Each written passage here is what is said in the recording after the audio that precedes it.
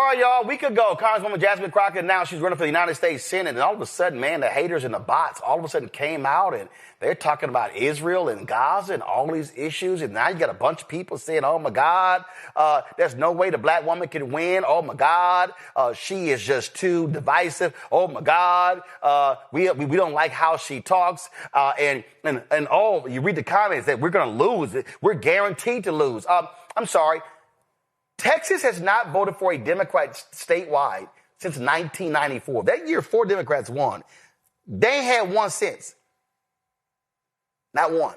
So I'm trying to figure out how you somehow are guaranteed to win. Now, here's the deal. What people are concerned about is that on the Republican side, you got crazy, deranged, MAGA Attorney General Ken Paxton, that corrupt fool, who's trying to take out longtime Texas Senator John Cornyn. Now, there are Democrats who believe that, oh, my goodness, that this could be our best chance at winning as a result. Well, that's true. But it's still not guaranteed. So I'm trying to figure out what the hell all the people are talking about. So there was a piece I saw in the Daily Beast that made a hell of a lot of sense, titled, Democrats Must Stop Bickering, Jasmine Crockett Deserves Her Shot. The author of the piece is Kaivan Shroff, Democratic strategist and an attorney. Kaivan, glad to have you on the show. This is what was just dumb to me. Here's what I don't understand. State Representative James Tallarico announced that he was going to run for the United States Senate. Former Congressman Colin Allred, who ran last year, got blown out by Senator Ted Cruz by 10 points after raising $80 million. He pulls out when Crockett gets in. And so all of these people are like, oh, my God, this is crazy. She's going to guarantee we lose. There hasn't been one since 94. So what the hell are these people talking about? Right. And I think to your point, right, we haven't won in 30 years. So maybe it's time to shake up the playbook. You know, Allred, I think he was an okay candidate last year when he ran against He was awful. Cruz. He was awful. He ran. No, Kaivan. No, I'm going to say it. He was awful. He did not. Because it's the same old moderate playbook of trying to win those swing voters at the margins. There you go. And that hasn't worked for Democrats time and time again. And so why not try something new? And I will say, you know, there's a lot of discourse online, as you noted. But when you have a candidate that's digitally viral all the time, like Jasmine Crockett, that says she wants to expand the tent, reach new voters who are disengaged. By the way, the last midterm cycle in Texas, 2022, 10 million registered voters did not show up. So this is about mobilization and reaching those folks. And then third, candidates that speak truth to power, call out MAGA. When it's a Graham Plattner, when it's a Zoran Mamdani, when it's an Afton Ben, when it's a white person or a man, they get anointed the future of the party. When it's Jasmine Crockett, suddenly everybody's pearl clutching and she doesn't even deserve to get in the primary. By the way, when have you ever heard this said about a white man? She shouldn't get in the primary because she's going to win the primary. That's the problem people have with her. Right. So I'm sitting here listening to these people. And so I pulled up some stuff and I was like, okay, let me take a look. So if I go to, I was sitting here, let me try to find it. Because I was trying to pull up all the names. And so let's see here. And I wanted to pull up, like, who ran last time? And I wanted to see, so we know Beto O'Rourke ran against Ted Cruz in 2018. He lost. Then Colin Allred, and let's be real clear, there were a number of people who ran in the Democratic primary in 2024. Colin Allred did not run unopposed. He had to run in the primary. So I don't get why. Hell, let's see if it's Crockett, Tallarico, who campaigns the best, who makes the best arguments. And then if you win the primary, you go on to the general. Last I checked, that's called democratic process. Right, and I think this is an argument we see from the far left all the time, which is that they don't feel like they have to pay their dues to the Democratic Party. And I don't mean the establishment, I mean the voters and the organizers and the local folks who show up and do the work every single day, not just around an election. And whether it's Bernie Sanders or somebody else, they think they should just get to skip to the end. They don't ever have to win a primary, and everyone has to listen to them. And I think the other dynamic we're seeing here is, sure, some of the takes in post-2024, and I heard you talking about this in the previous segment, have focused on woke and DEI and culture wars. What's more of a culture war than saying we can't let a qualified Black woman run in a primary because she's unelectable? There's nothing more than that. By the way, you want to talk about racism? I think it's so clear when you look at the issue of Gaza and you compare James Tallarico and Jasmine Crockett. This is the issue a lot of folks want to preclude her from joining on. They pretty much have the same position. The only difference is James was pretty much irrelevant. He wasn't in Congress. He's not in the Senate. Nobody cared what he thought about the issue. But when he's spoken about it, he's been aligned with Jasmine Crockett. So to say that's your deciding issue against the Black woman, of course that reads as racist. Actually, so I just pulled this up. This is right here. Colin Allred, this is just last year, Kaivan. Colin Allred defeated 8 other candidates in the Democratic primary. There were 9 people that ran. Oh, including State Senator Roland Gutierrez. He's Latino. Carl Sherman, who's African American. You had some white candidates too. It was 9 people running. So we're losing it because some people, they think, like this one guy posted, James Tallarico is a dream candidate. And I said, can you define for me how he's a dream candidate? I'm still waiting. And again, this is not shading Tallarico. I've been to, first of all, I'm from Texas A&M graduate, okay? And I went down to the state capitol. Tallarico was one of the biggest voices against Greg Abbott's stupid scam voucher bill. I sat with Tallarico in his office and made a video with him. Okay, I'm not opposed to the guy. What I'm opposed to are these ignorant Democratic progressives, and most of the ones I see talking ain't even from Texas. They got no vote whatsoever, opining on a Texas primary when they don't know shit about Texas. And also, it is interesting, right? I agree with you. You know, I think James Tallarico brings some different ideas and a different approach to the table, much like Jasmine Crockett. And so the idea is we have 2 candidates trying a new approach, trying to reach new voters with a different message. Let them both get out there and communicate instead of forcing somebody out of the race before they've even had the chance to compete. And I will say the other thing that seems so messed up about this conversation, for lack of a better word, is that the idea that Jasmine Crockett is so dumb that she got tricked or duped into joining this race.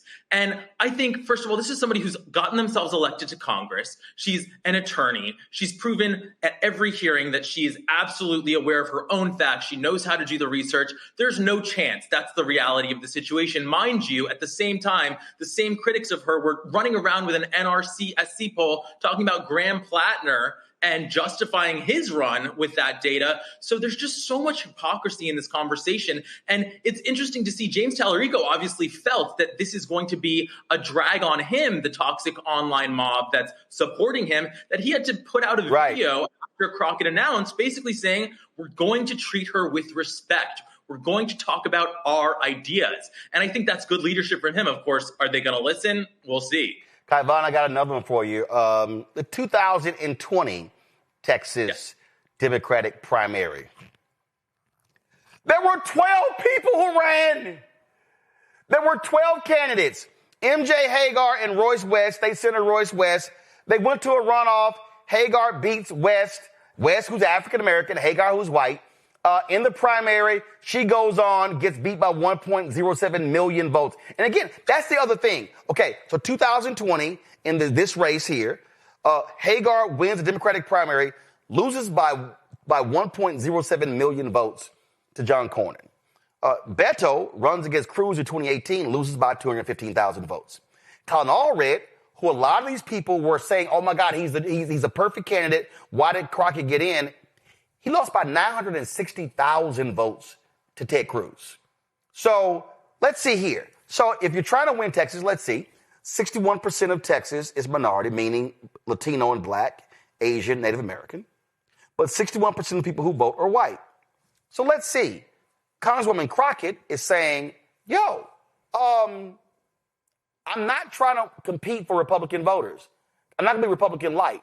What I want to do is go after turnout Democratic voters or go after people who are registered or not registered, but who likely lean Democrat. that to me makes some sense because the strategy of converting suburban Republican voters, I haven't seen any evidence that actually has worked. Oh, and by the way, haven't you noticed, Kaivan, how they've now trying to rewrite Beto ran as a progressive? Oh, no, he didn't. By the way, the same people that are clobbering Kamala Harris for daring to embrace Liz Cheney, which, by the way, is a totally overstated rewriting of 2024, they've been hammering her on that for months. They now want Texas Senate candidate, the Democrat, to run the same playbook.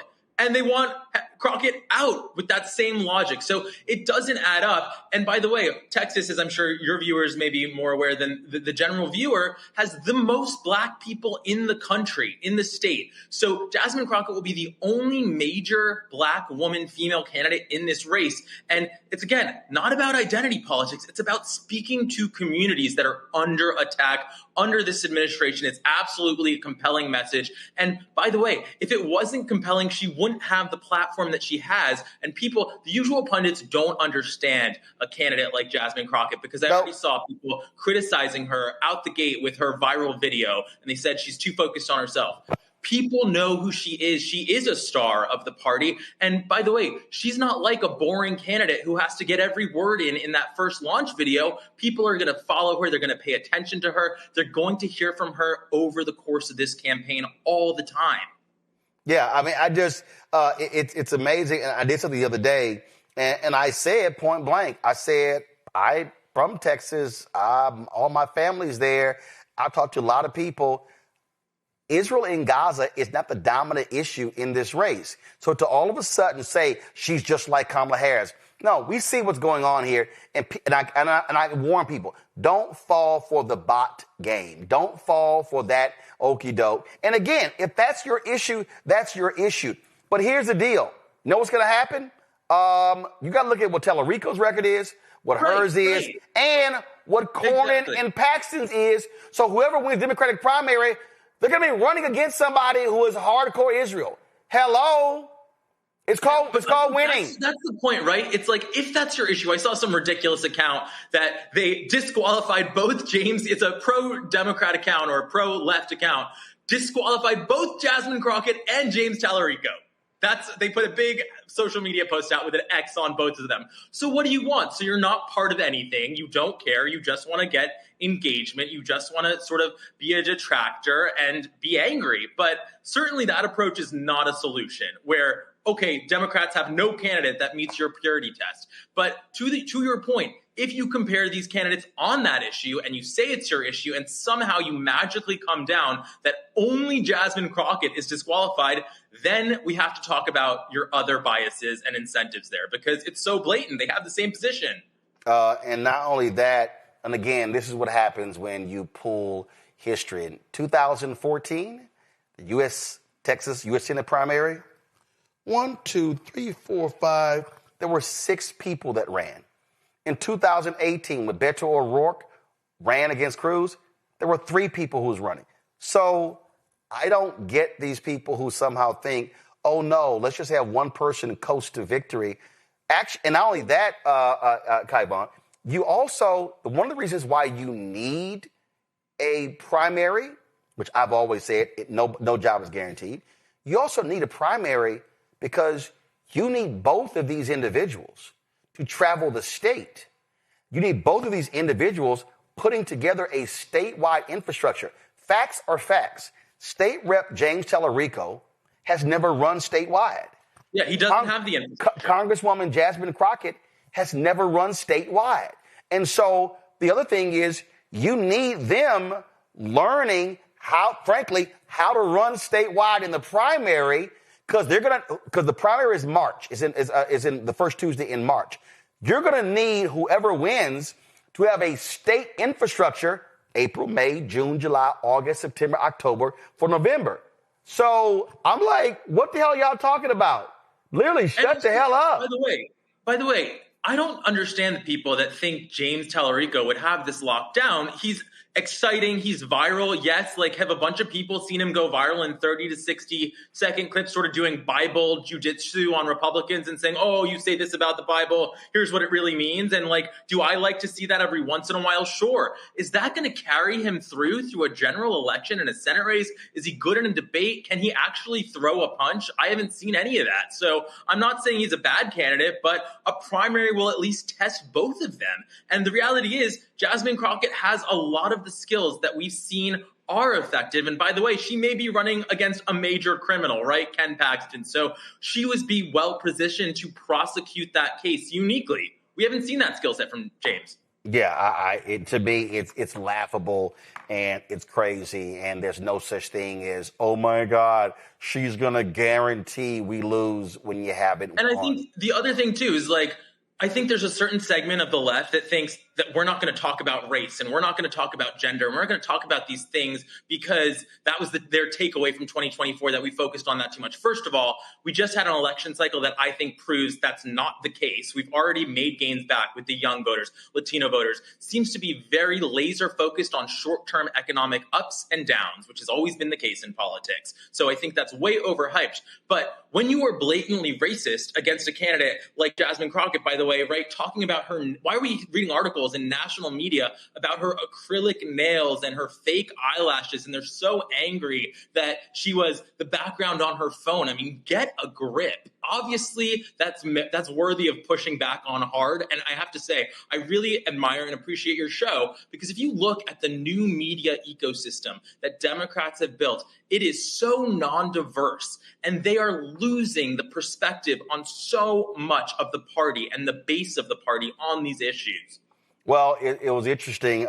Just today, I saw this graphic that somebody posted that was very interesting about all of these Democratic candidates who want to run for president and the podcast that they were appearing on. And I saw it and I was like, that's interesting. We're not mentioned.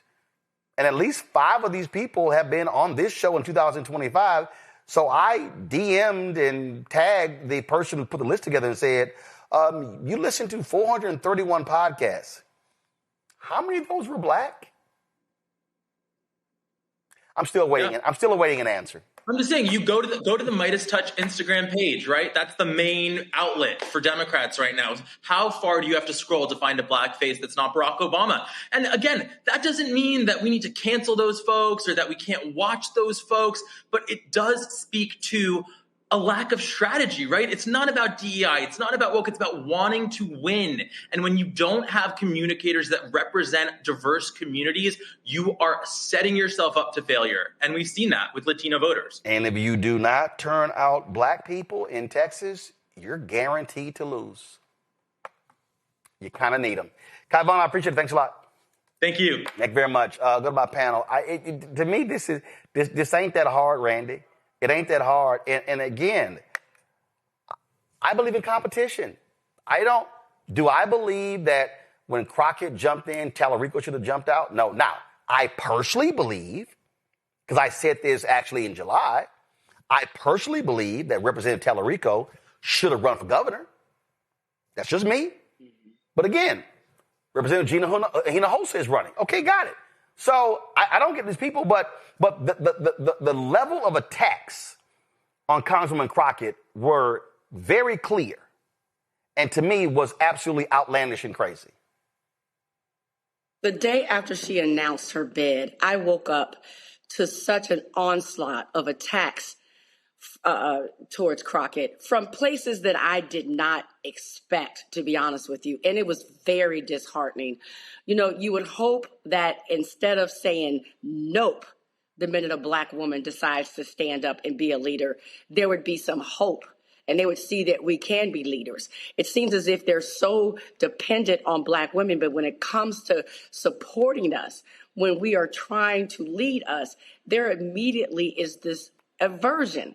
You know, people became so offended when former First Lady Michelle Obama said that we are not ready for a black president, a black female president. But we're seeing the way in what happened with Kamala, and we're seeing the way, Harris, and we're seeing the way that Jasmine Crockett is being treated.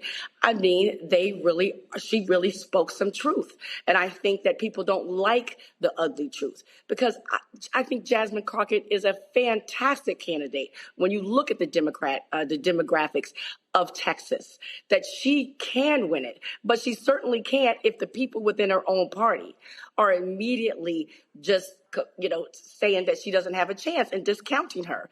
It is quite, again, the word I would say is disheartening, that they do not support us. And yet she has given so much hope to us lately. She's been the one out there fighting when people wanted and needed someone to fight. And I think people want someone who will fight for us, and that shows a level of strength, and she has that. We want the fire. We want the fight. We want someone who's courageous, and she has that. But, Joe, it's real simple. No job is guaranteed. And let's be clear. If you want to support Tallarico, great, statewide. But tearing her down, is that the way you actually do it? Because if she wins, you're going to have her running against Republican, and you want to stand behind her.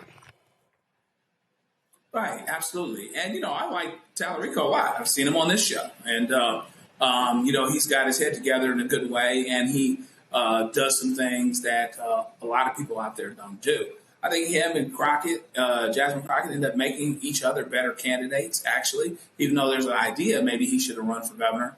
But that being said, I think they end up making each other better candidates.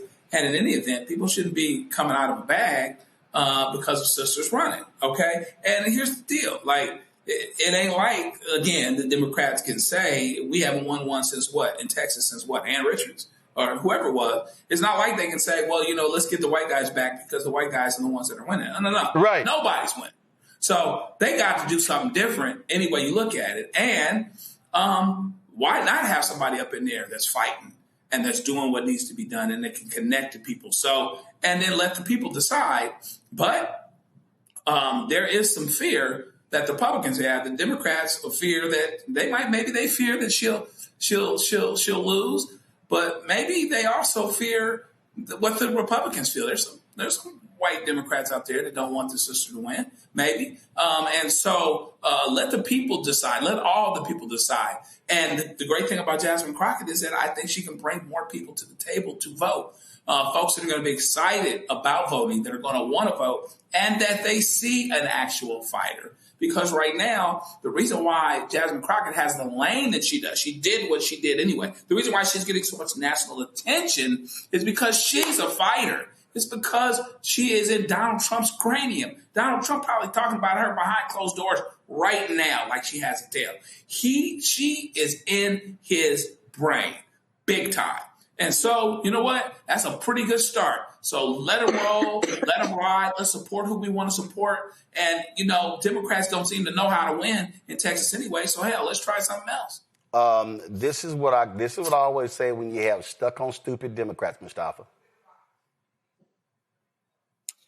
Well, Black brilliance, Black excellence is always threatening, right? So I'm not going to take anything away from the other candidate who will be a part of the primary or others who might get in. But all we have to do, once again, is look at history and remember all the challenges that Shirley Chisholm went through, right? Whether when she was running for the House or when she was running for the presidency, folks had all these reasons why she shouldn't do it, why she wasn't qualified, why she would probably end up losing. So all you have to do is then also take a look here in this moment. You see a number of the very same things from people inside of the same parties who are saying the same things about Jasmine Crockett, even though she has proven to be a 21st century candidate, right? Because she's been able to be elected. She's been able to mobilize individuals. She's been able to bring a set of energy that many other candidates would love to be able to have. So, we'll have a fair process, which we always talk about. But at the same time, let's understand those additional hurdles that folks continue to put in front of Black women when they run for office. Well, I'm just sitting here just laughing again, when I look at all of these candidates and the people who ran, and I just see name and name and name and name, and I'm just like, if y'all even just check the facts, there were multiple candidates. In fact, the only race that I found, the only year I found so far where there were fewer than 4 candidates was 2018, when there were 3. So having 2 this year, that's actually the smallest number they've actually had running a primary in 20 plus years. But that's called facts. All right. This is your chance to own a piece of the creator economy. And with Start Engine, investing in Fanbase couldn't be easier. Just visit startengine.com/fanbase and click Get Equity. Opportunities like this don't stay open long, but your investment can help build a platform that pushes the future of social media forward.